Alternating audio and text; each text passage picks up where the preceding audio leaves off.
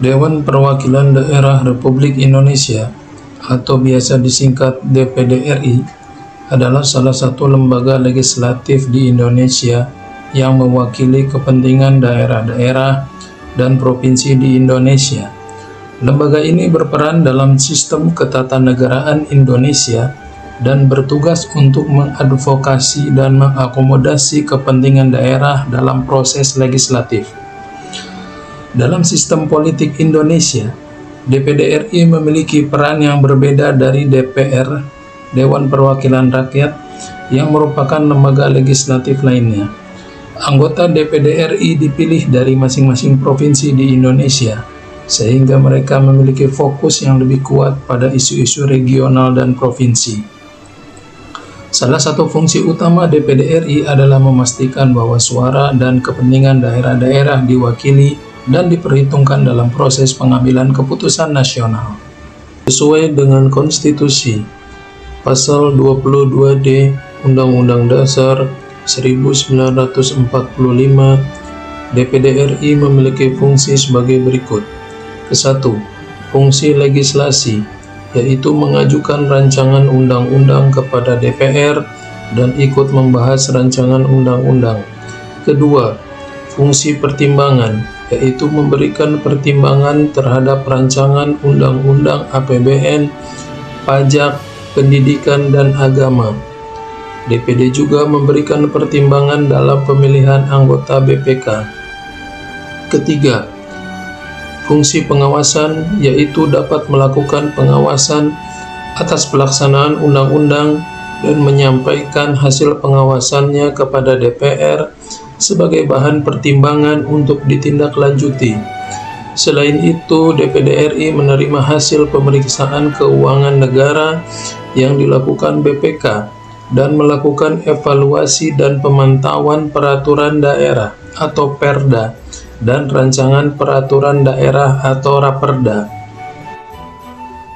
Pasal 258 Undang-Undang Nomor 17 Tahun 2014 tentang MPR, DPR, DPD, dan DPRD sebagaimana diubah dengan Undang-Undang Nomor 2 Tahun 2018 menyebutkan bahwa anggota DPD RI berkewajiban menampung dan menindaklanjuti aspirasi dan pengaduan masyarakat.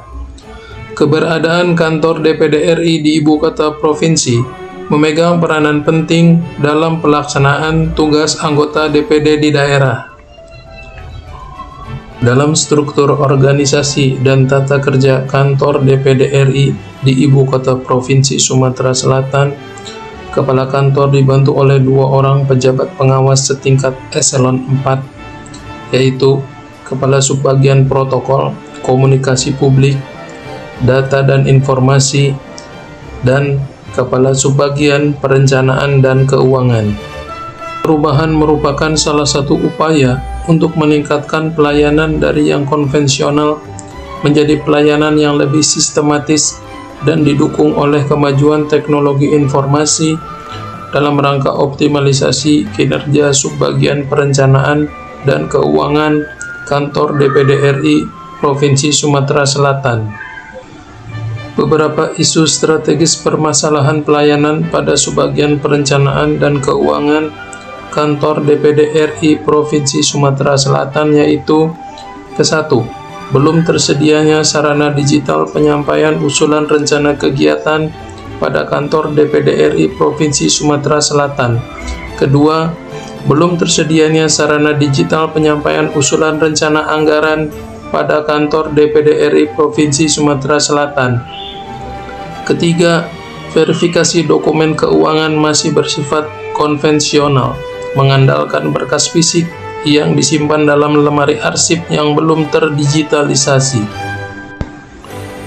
Aksi perubahan ini merupakan upaya digitalisasi yang dilakukan Subbagian Perencanaan dan Keuangan Kantor DPD RI di ibu kota Provinsi Sumatera Selatan.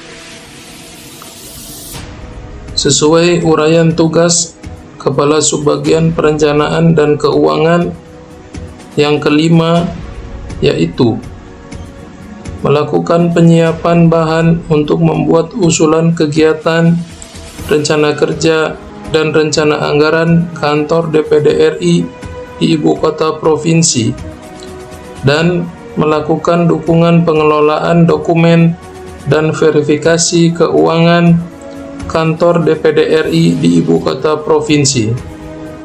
Adapun tujuan aksi perubahan ini terbagi menjadi 3 kategori. Yang pertama, tujuan jangka pendek, yaitu terdigitalisasinya proses usulan perencanaan kegiatan dan anggaran serta verifikasi dokumen keuangan yang dapat diakses secara real time, mudah dan cepat. Yang kedua, tujuan jangka menengah, yaitu tersedianya database internal untuk usulan perencanaan kegiatan dan anggaran serta verifikasi dokumen keuangan. Yang ketiga, tujuan jangka panjang, yaitu tersedianya database yang terintegrasi dengan database pusat untuk usulan perencanaan kegiatan dan anggaran serta verifikasi dokumen keuangan.